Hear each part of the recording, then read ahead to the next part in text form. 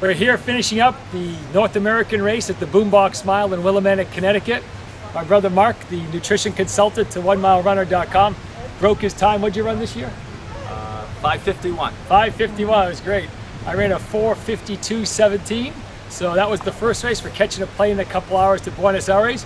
I wanted to have Mark come over here after the race, and yesterday, we've done a blog before on a pre-race meal, a post-race meal.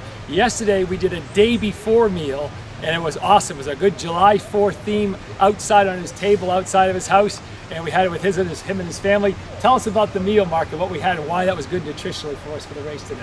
Well, we just wanted to make sure it was a balance between carbohydrates and some protein. So our protein source was some seasoned grilled tofu.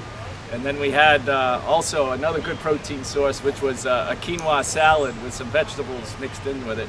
And quinoa is one of those whole grains that's one of the highest protein grains on earth. So that was a nice little side with the tofu. And then we also had some seasoned grilled vegetables that were marinated in some Italian dressing.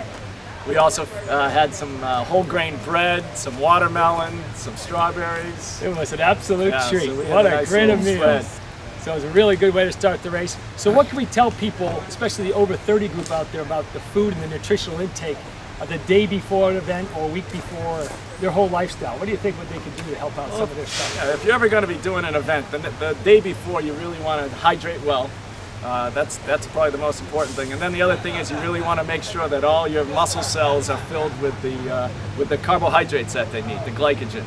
And that's why we really kind of ate some extra carbohydrates yesterday, just to make sure that we have all those little refrigerators filled with all the food that we need right before the race, so that while we're out there running as hard as we can, we have those reserves there to help us kick in on those last few seconds.